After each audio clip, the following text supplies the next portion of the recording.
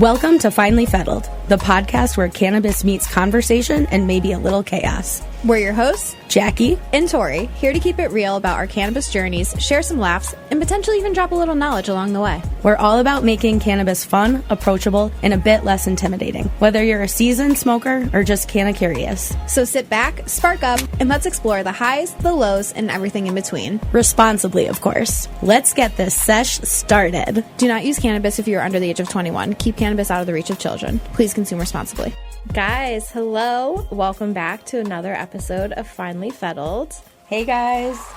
Today, we are excited to introduce to you the man working behind the scenes, The myth, the legend, the one and only BK, aka Brandon Katz. I like being a myth. Myth is my favorite one of those adjectives. Definitely not an adjective, but sorry, go ahead. Brandon is the chief of staff here at Fettle, right, Brandon? That's your title? Correct. I don't think anyone really knows what that means, but that's okay. Yeah. We all know you're the one really holding it down and keeping the place running, basically is what that means. Yeah. Chief of staff is sort of an amorphous title. It could mean a lot of different things at like different organizations, but basically I work with Ben, our CEO, to help scale his effectiveness and sort of design the operating system of the company. So how do we manage our teams? How do we collaborate with one another? But also worn a number of different hats despite having a small head. They still put all these hats on my head. And so I've managed marketing department, retail, wholesale. So, yeah, it's interesting. You know, you as chief of staff, you sort of are like beside the org chart, and then when you go into the org chart, you get to play the little systems of management that you've devised for other people to run. So it's been a great experience doing a lot of different things at Fettle. Yeah, you've kind of been able to see a lot of different sides of it, so that is cool.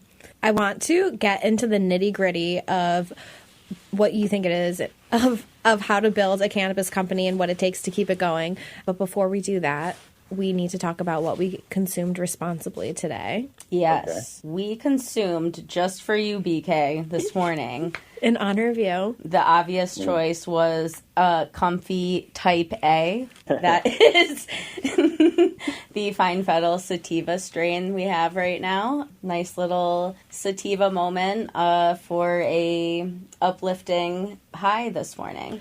I like it because it's low dose, you know, yes. It's only around 21%. Yeah. So it's still like, you can still get things done. Functional. Know? Yeah. For this conversation with our pal, BK. I'm not sure how to feel about that. I know. I said that to Jackie. I was like, he's either going to love it or be offended. I know. I'm going to choose to take the positive. Yes, it's definitely in a complimentary way. Yeah.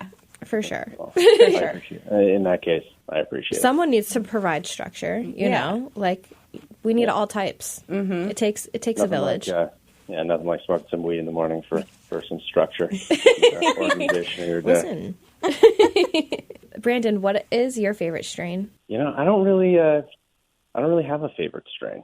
I like cannabis to relax occasionally, you know, but my perspective is like it hits your nervous system differently depending on the moment you consume it. So I kind of just like it or don't like the experience. And you kind of just find random products that you like and you're not really sure why. Yeah. And so that's kind of my perspective on it. It's not really the common perspective in the industry, but sometimes there'll be something that is labeled or marketed as something that would seem totally incompatible with what I'd be interested in having, and I actually like it a lot more. And there's not necessarily rhyme or reason, you know. The cannabis encounters your body at a specific moment in time based on your physiology at that moment. You like it or not. So I'm kind of like, let's see what happens with this one. So not a very not a very inspiring answer or informative whatsoever. But, no, that's great. I love it. Another question for you. Have you ever been to a Trader Joe's? Yes. I'm not sure what the purpose of that inquiry is. But yes. Do you have a favorite item that you've purchased from there? Let's see. They have good bananas at Trader Joe's. Good bananas. Particularly strong bananas. They also have, well, back in the day when I used to eat this stuff, they have very good, like, Trader Joe's version of, like, the cheese doodles.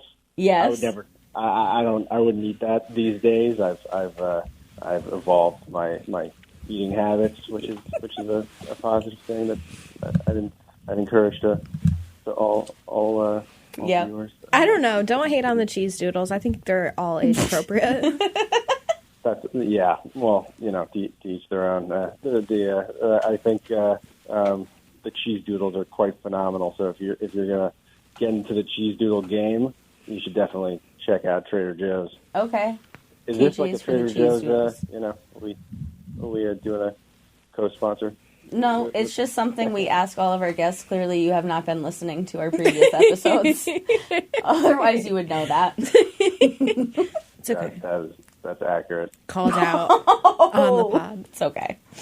Okay, so Brandon, tell us your journey with cannabis and what made you want to get into the industry and where it all started for you. Yeah, my journey with cannabis is it's not necessarily I haven't seen a lot of it in the industry. I'm a lawyer in a trade, I suppose. So I went to NYU Law School, but I was also in business school, so I got a JD MBA there. And they typically try to push you down a corporate route. You go to a law firm or go to investment banking or consulting or something like that. But I always wanted to do something more entrepreneurial. I was also interested in the policy side of things. If I ever did like law work, it probably would have been in government and policy work. So I was at an organization called the Brennan Center for Justice doing criminal justice work. And I started learning about the cannabis laws and how unjust, the criminalization is and what an impact it had on the justice system. I became very interested in the regulatory dynamics of the industry.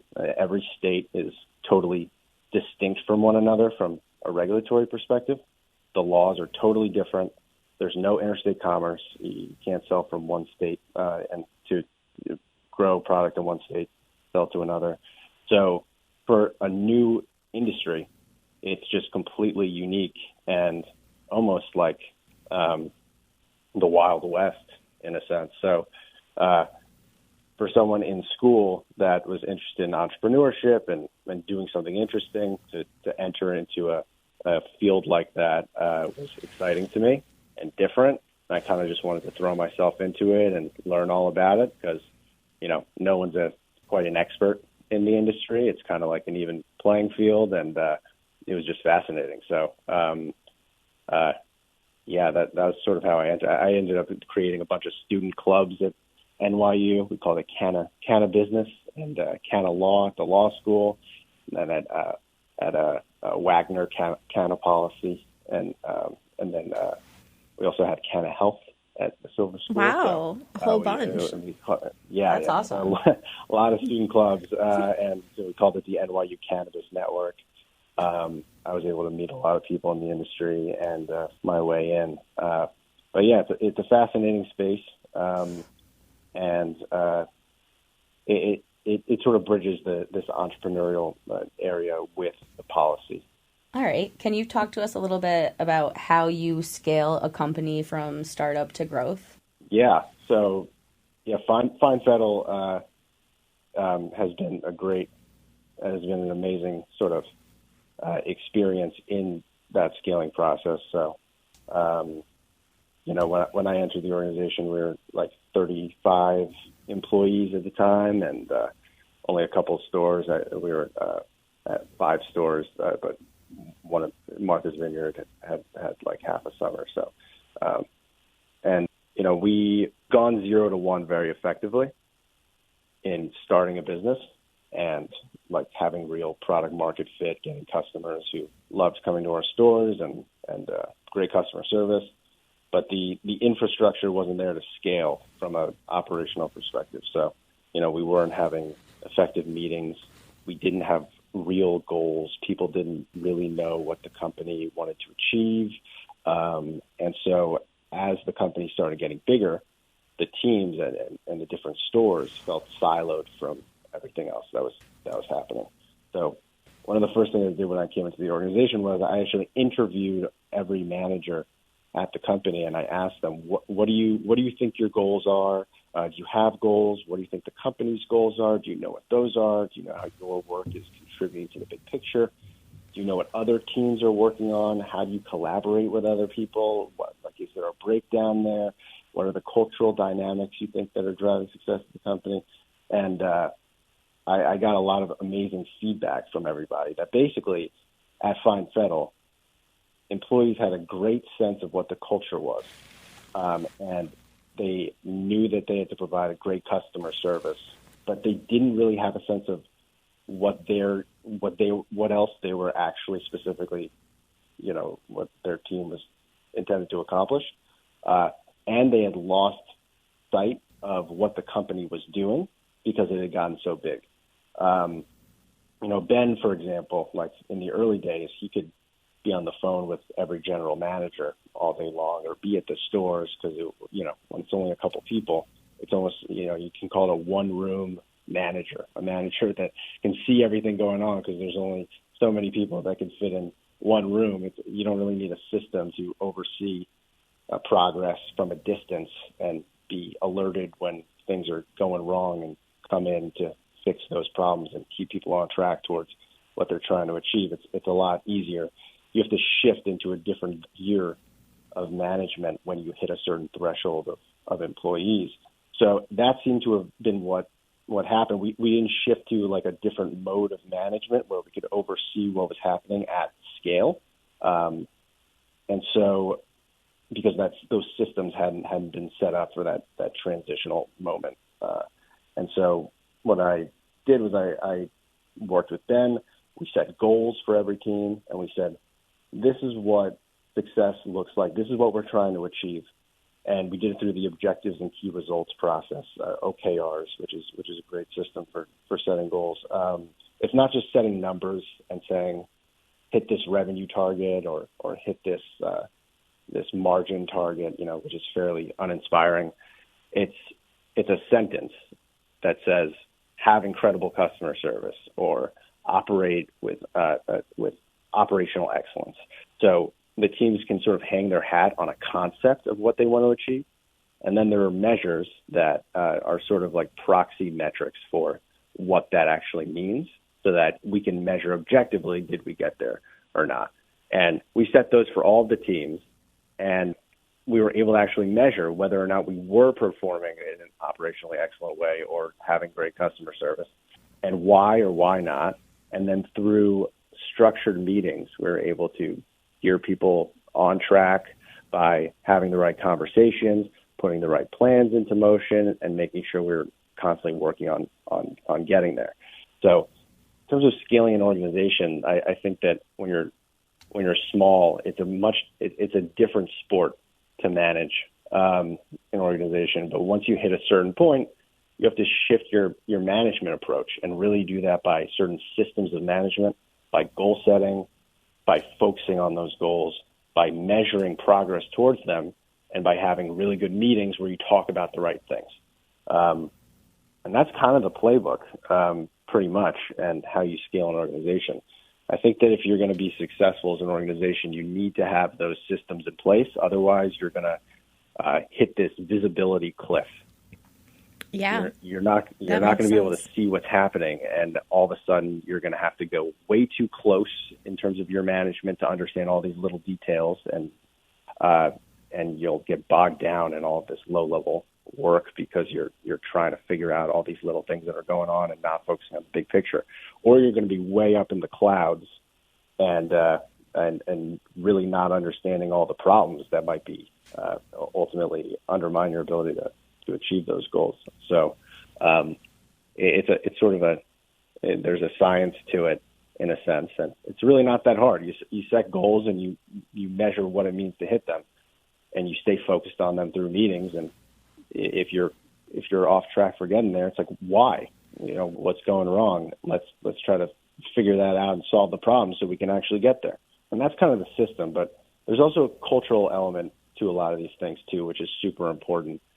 One of the great things about Find Fettle is the culture of entrepreneurship. Like, it's in the bones and at the foundation of the company. Like, Ben is really great at this, and he gives a lot of people, he gives you a lot of rope to hang yourself with, so to speak. And so managers have a lot of discretion about how to get to their goals. But with that,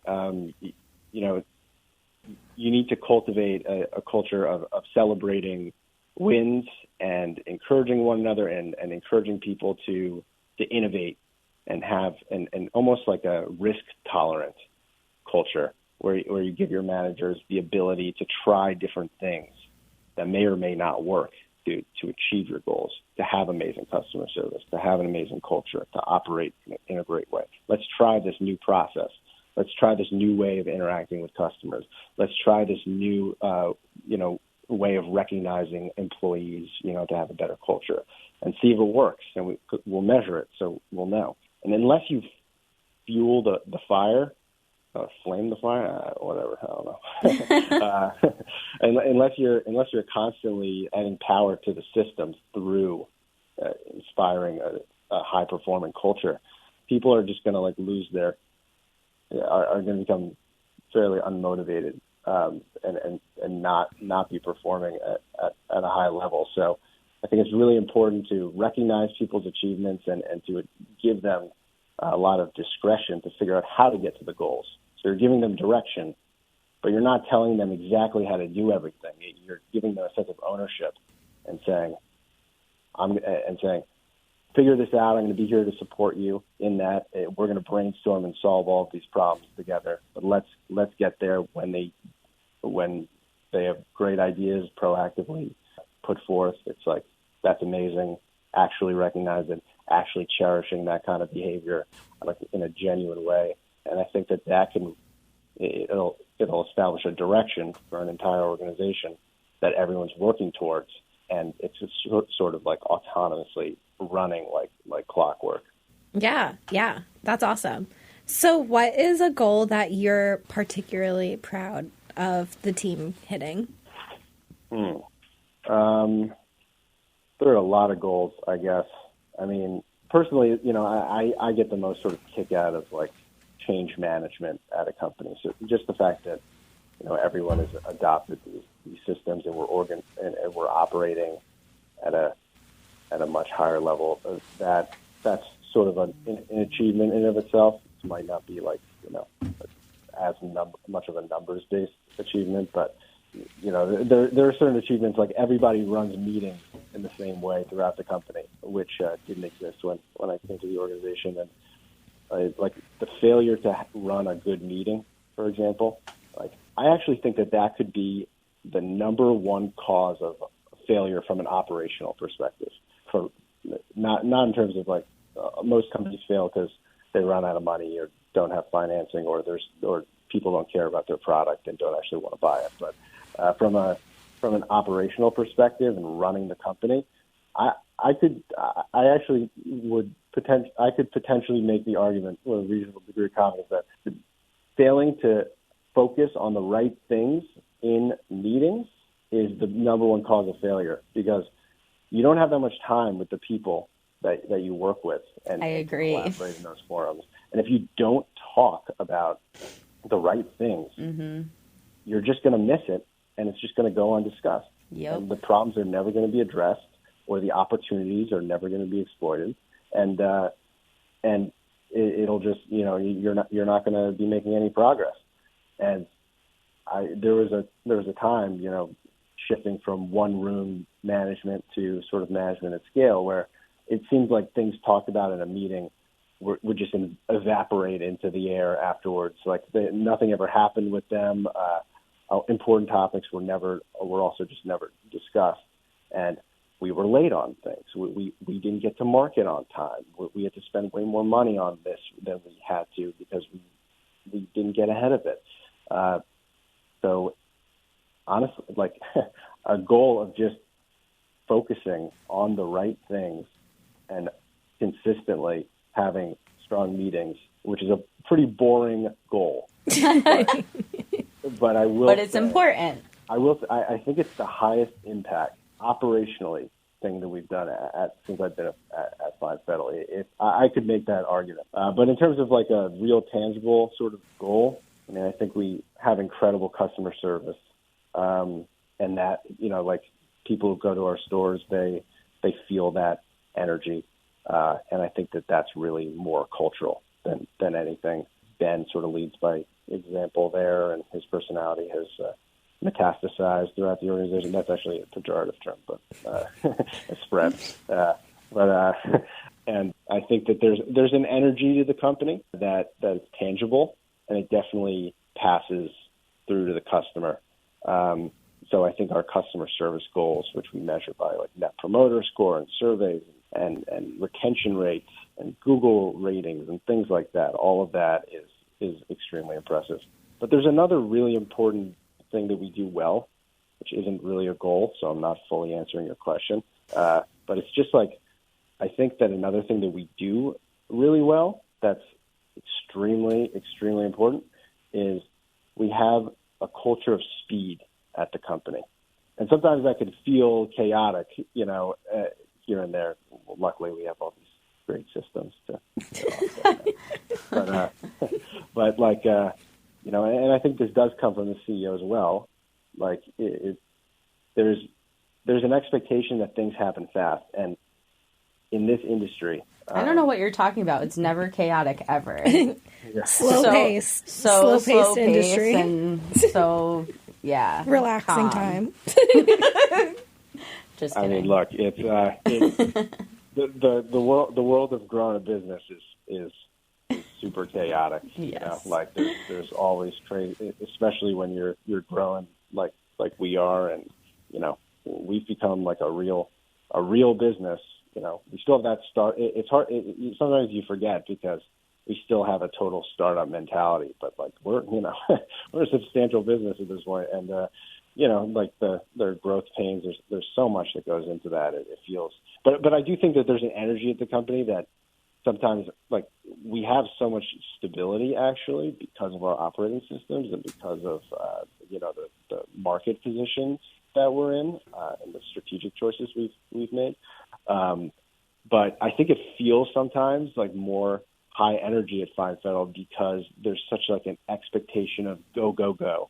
That's what I call it. I call it go, go, go. There's like, there's always like this pedal to the metal sort of mentality. And we have a lot of smart people at this company, like a lot of people that are highly competent at the end of the day.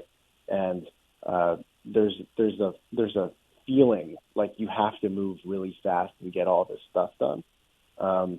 I don't think that is like a norm. That's not like not every company is like that. And there's an energy to it. Moving fast like that is unbelievably valuable, and it's only going to become more valuable in the way the world is evolving, I think. Yeah, I would agree. We do have like an exceptionally awesome staff. Yeah. We're cool. Yeah. Your vibe attracts your tribe. Ooh, I like that. Wow. You just think of that? No, it's a thing. Oh. Well, you should have claimed it. It's a thing.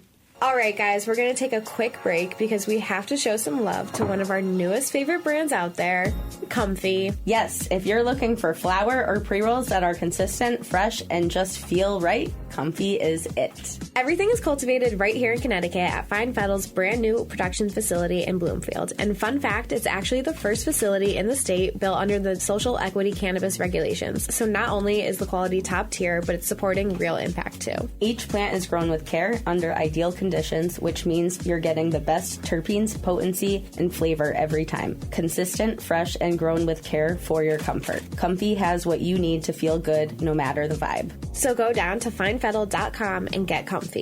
You deserve it. Okay, so BK, Fettle, we have several social equity locations. So talk to us a little bit about that and how we go about making a real impact with the communities that have been most affected by the war on drugs. Yeah. So, yeah, this is one of like the most this is like one of the most unique elements of the cannabis industry, and also, as I mentioned early on, like one of the initial factors that got me interested in the industry. I mean, we're operating in a space where that's historically been criminalized, and so many people have lost their freedom and their ability to pursue the work that they want, and their meaning and their opportunities because of effectively nothing, especially from a possession standpoint.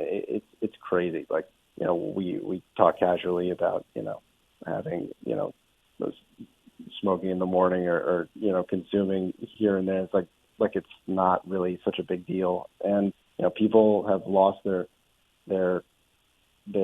opportunities in life because of this. And that's unjust is an understatement there, I think. So the industry has evolved, and the laws are actually constructed in order to give back to those whose justice has been effectively robbed from them, and different states do that in different ways. And we have social equity partners for all of our new stores at Fettle who we work with, and they're sort of co-owners of the company, and we operate them together, and that's great. I think from a larger industry perspective, it's interesting because different states go about it very differently, and it has different effects. And I don't know if I don't think there's a consensus on necessarily the best way to give back to those communities, but some states issue licenses to those who have been incarcerated for cannabis crimes, and so they have sort of like the first right to run cannabis businesses. I think that in that case, we ought to be providing anyone with a license with this kind of background, with all the tools possible to help them succeed in running their companies. There are so many incredible ways of scaling a business today. Technology is amazing. The AI movement is unbelievable. The tools of being able to operationalize a company from the ground up has never been easier, ever. It's amazing. So if you want to really give somebody opportunity to be an entrepreneur today, there's never, ever, even close, been a time where you could be as easily make something out of a little bit of a few sprinkled resources here and there. I mean, you can really grow a substantial organization using these tools in the right way. And I think that being able to help these businesses grow in these markets is really important. And I think we need to find a way to do that, to set these individuals up for success so that they can really run a truly prosperous business. Because if they don't, they're going to fail, and the organizations are going to fail. Like, for anybody running a business is incredibly difficult. So, like, it's not that valuable to give a handful of people a license if their business is going to fail, and it's incredible if it's going to succeed. And I think we need to do everything we can to help these businesses succeed, because there's so much opportunity with the tools today to enable them to grow and de-risk their operation. So that's one thing. From a policy perspective, just generally for like states when they're passing cannabis laws, I think we've seen varying degrees of success for legalization. If you think about what it means to legalize cannabis, effectively, if it's illegal, it's like you're in a dark room. And then if you legalize it, you're like flipping on the light switch, like illegal, flip light switch, illegal now. And what you find is in a lot of markets that have quote unquote legalized, a large part of the market is still operating in an illegal capacity, meaning that people are still purchasing their cannabis from their dealers and things like that, and not going to licensed real dispensaries. When that happens, all of that revenue, all of that market revenue is now trapped still in the illegal market. So you can have 50% of the dollars exchanged in the cannabis market still illegal, even though you flip the light switch on. 50% of the room is still in the shadows, and that 50%, there's no tax revenue being collected by the state government. There are no jobs being created by this industry, and it's still illegal. So, like, it can be enforced against those people. There still might be incarceration, things like that, or at least fines and criminal penalties.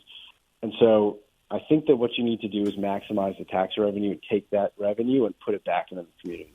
I think it's really important that you create those jobs, you have the economic benefit, but you're using that money that you wouldn't otherwise have had, and you're investing in parks, and you're investing in schools and education, and you're identifying the root cause of the issues in a lot of the communities that have been most impacted by the war on drugs. And you're trying to solve them by taking the money generated from this new economy and putting it there. And if you still have, 80% of your market is still illegal, like, you don't have the financial power to drive those changes. So I think that constructing the laws in the right way to maximize the benefit is huge. And I think for the states that have issued licenses to those who have been who have been incarcerated in the past and have so much opportunity taken away from them, we need to do whatever we can to maximize their opportunity this time to run a successful business. Yeah, that was very well said, of course. But I think it is important that, people talk about these things, especially some of the towns that we operate in were slow to come around to us being there. But I think now that we've been there for a little while, they do see the benefits and are putting the money back into. And I think they have come to like Fettle. Mm-hmm. Might even visit Fettle. I know. They might even, dare I say, like us. One thing that we do very well is it kind of is, we sort of take a slightly different angle to it, which is also, but it's within like this bigger picture of the evolution of the industry. We comfort in cannabis, which is, the mission of what we're trying to do. There's a stigma around cannabis that has existed for so long, and that's pretty logical, right? It's been, if you use cannabis, you get locked in a cell. So it's pretty logical that one would think of cannabis and assign, a certain stigma towards it. And that stigma is unfounded. It's unjust that people are put in cells for doing this. And so we're trying to turn around that stigma and say, hey, this is something that can help you. And if you like it, you should feel free to consume it and to consume it responsibly and in a way that's safe. And all of our products are tested and everything like that. And we make sure that we're selling it to people who we're giving all the information to the consumer so they know exactly how to use the product or what to use it for, that we're matching the right product with the right customer. But what we're trying to do by having this level of great customer service and truly understanding the product and ensuring that our customers have a great experience with it that's safe is completely transform their perspective around what cannabis is as just a product that can help you. And that's it. That's all it is. And if people started thinking that way, I think the world would be a better place, because these stigmas are unfounded from an era of illogical laws and criminalization. So the comfort in cannabis, like comfort, it's fairly uncomfortable when you're, in an alleyway trying to get cannabis products and you're looking over your shoulders and trying making sure that you don't get arrested when you're trying to smoke a joint with your friend or your mom or something like that, or whoever you're smoking with. But it's like before, it's like and now you're comfortable enough to consume with a family member. It's no big deal. And before, it's like if you get thrown in prison. So we want to completely flip what cannabis means to people. And so it's more closely aligned with the intrinsic value of what this actually is, not some BS, conception of it born from archaic laws. Okay. Yes. BK. What was your question, Jackie? Well, I just wanted to know, BK, what are you most excited about for the future with Fettle and with cannabis in general? And can you tell us about your meditation routine as well? I was going to say, BK, you don't smoke to help with your meditating? Well, I'll get to that in a second. Okay. I'm thinking about the other question. Let's see. Sorry, I get a little off track. That's okay. I'll answer it as well. But I would say, well, first of all, Fettle is in a great position. as an organization because we're in great states for business, and we're in a very good position in those specific states. I think the biggest opportunity really is, we're in Georgia, and the laws are very limited there in terms of what you can consume. It's only medical, and you can only have certain limited form factors, types of products. You can't consume flour there or anything like that. So, trying to actually have true legalization in Georgia is a huge opportunity for the business. And that's probably, I would say, the most exciting future opportunity is the Georgia market and seeing that take off. And I think it's a very similar idea for the industry as a whole. We are still operating in a world where this is illegal at the federal level. And while most states have legalized, at least for medical purposes, it's not legal from a federal perspective. Right. So a long way to go. Yeah, we'll see how long. I don't really know the answer. I don't think anybody knows the answer, how long it's going to be or how this is going to shake out. And that's one of the most fascinating things about this industry. You don't know how it's going to shake out. Us three, we go about our day-to-day, and we're doing our job. We're trying to hit our goals, and, we're collaborating with one another, and we're operating on a day-to-day basis. But any day, it's like there could be a tectonic shift where everything changes. Mm-hmm. It's like, snap of a finger. It's like, wow, what are we going to do? We can now sell interstate commerce, or we can't, and there's a million other operators or licensed. Who knows what could happen here? And I think all the more important in that context where there's so much uncertainty is the ability to, A, adapt really quickly. So you have to move fast to adapt your strategy, and B, to have enough stability from an operational standpoint to not implode. And I read a book, I think it was Ian Bremmer book, who's a good political writer. He talks about the stability of nations as the capacity for the nation to bear blows to the system and not cripple. So if you take a pretty unstable government in some other country, and there's a insurrection or there's a war or something like that, the government might topple from just that, and our country is much more stable than that we're quite stable. You have to really beat the hell out of it for it to topple. And I think that with all these systems from a company perspective, it's the ability to sustain those blows in the system and still operate in an effective way and not be thrown, not sort of devolve into chaos at times like that is going to be critical. And I think that the shifts are going to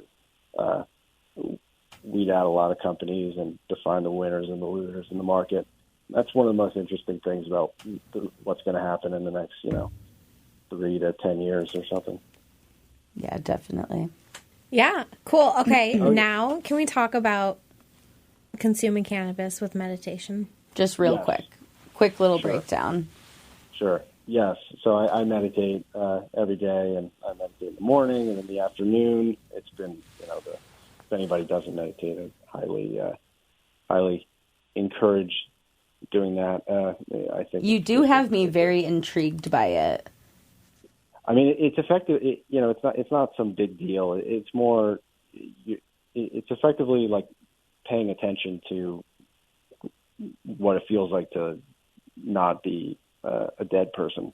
I've tried listening to guided meditation. Yeah, I Is like that the what guided you do? ones. Or you just don't listen to anything? Well, I do both. Okay. Both. When I first got into it, though, I listened to. I think it's important that you take a learn to meditate class to get. Is there into any it. that you recommend? I use this app called Breathe, BRETHE, which is interesting. The Learn to Meditate course on there I thought was good because it teaches you the basics. Yeah. Of, the body scan, follow your breath, you pay attention to sounds. Here are the different categories of things you can notice in your experience. I think they have a Netflix series too. You could do it on Netflix. Oh. All right. Well, okay. Go on with the cannabis and the meditation. Yeah. Well, I think without like a real like learn to class, it's easy to like give up on it or not truly understand it. I think the basics are important to get down, and it's really very hard. And you're probably going to have a high risk of giving up on it, I guess. Whoa, you don't believe in me? No, I totally believe in you. I'm just saying that I'm just trying to maximize your the probability of habit here. Okay. But doesn't listen to our podcast, doesn't believe in us. Okay. Okay. I'm sorry. I'm gonna start listening. I think my comment earlier came off overly rude. I just haven't gotten around to it yet. It's been on my to-do list. I'm definitely that should be one of your OKRs. Okay, fair enough. That would be my okay. I'll tell you this though. I'm definitely not going to listen to this episode. This is the episode I will not be listening to. And I hope that no one else does. I think it was good. I like this episode. Oh, I like it too. All right, keep going. I think that most people won't have gotten around to this point, probably. We'll tell them to fast forward. Guys, if you made it to this point, this is the good part. let us know. Send us a DM. We'll send you a T-shirt. If you made it to this point, yes. You don't even need meditation. Obviously, you have a lot of if you seriously, if you made it here, DM us and I'll send you a T-shirt and a gift card. I'm not kidding.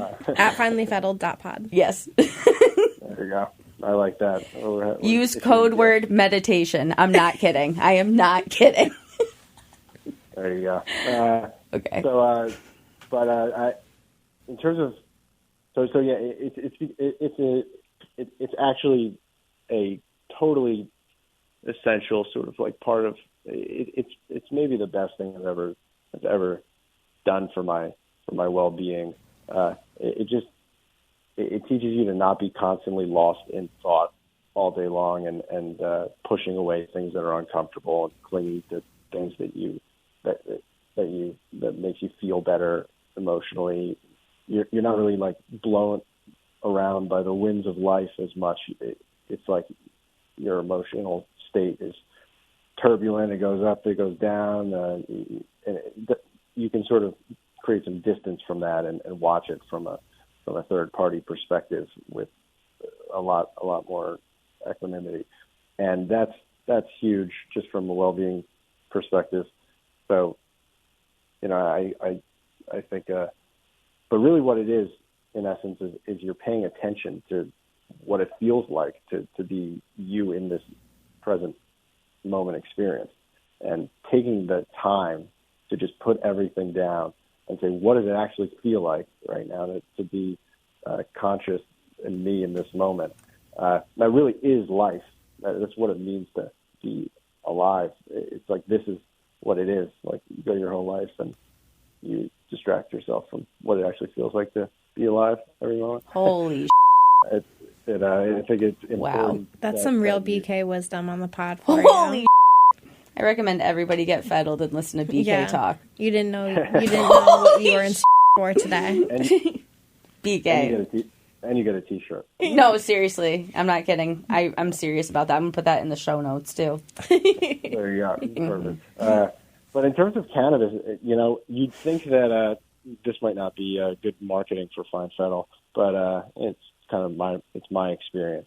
I actually don't think that the two like go together, in a way that's like I wouldn't say they're incompatible by any means. I would just say like, the mindful elements of cannabis to me are like, it's I don't think of it as like it's not a driver of getting more deep into the practice of meditation necessarily, because meditation is, there's an element of focus and clarity of mind to the details of experience, where when you sink into it, you can really be able to parse out very specific details of your experience.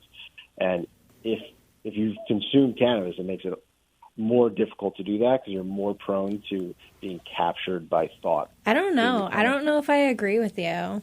Well, I think it depends. I mean, it depends on the nature of the meditation. I feel like I have a lot of thoughts all the time, and so when I consume cannabis, it slows those thoughts down and does help me focus more. That's totally possible. I think that like the individual experience can be entirely different. So yeah. I can only speak from my own personal experience. Definitely. Just in my experience, I found that I tend to be like captured more in thought by cannabis. In cannabis, in terms of well-being for me, is a little bit distinct because I do think it has a positive impact on my well-being. But for me, it's like I think that the benefit of cannabis from a well-being perspective, which is not the same thing necessarily as like facilitating a more effective mindfulness practice, is one can go on a long stretch of stressful sort of like existence of doing the same thing over and over and over again and worrying about things and being high strung and stressed out and to punctuate that with consuming cannabis and hanging out every once in a while, it kind of almost gives you like a different perspective on the way you've been living your life and like to ease up a little bit and be like, wow, I've been like really tensed up in the last couple of weeks or in the last week or in the last couple of days or whatever. And it's like, you're like, it almost allows you to let go a little bit more effectively and like calm the hell down and stop being like so high strung about stuff for a long period of time. It also checks you on like the stuff that you're doing in your life that's not necessarily authentic. Sometimes when you consume cannabis, you're like why am I even like doing this with my why am I acting this way? Why am I doing this with my life? It's almost like you get the opportunity to have a different brain for a couple hours. Right. Mm-hmm. and you're just like, and you're looking at your normal self and being like, what is this guy doing? So that perspective is really important to like correct things. Like I'm trying to think of an example, but you can adjust your course like for the better, right? Because you realize you're like for too long just like going down this like tunnel vision path. I think breaking out of that tunnel vision every once in a while, for me, is very, very beneficial. So like I like to, I'll smoke on once a week or something like that, and that's I think that's a good thing for me. But every person is totally different. Right, exactly. And so, I can only speak from firsthand experience about my own experience. Right. Well, that being said, I think we got to wrap it up. But this has been such a pleasure. This BK was great. The pleasure was all mine. It's great to talk to you both. You're doing a great job in this podcast. From everything I've heard, from this one episode that you heard. I think this actually might be the most entertaining episode I've heard thus far. Yeah. Don't forget to add this to your Q3 OKRs. Yeah. Perfect. All right, guys. Tag us and follow us on Instagram at finallyfettled.pod. Write us an email at podcast@findfettle.com. We want to hear from you. But until next week. Yes, guys. And as always, please consume responsibly. Thanks. Bye. Do not use cannabis if you are under the age of 21. Keep cannabis out of the reach of children. Please consume responsibly.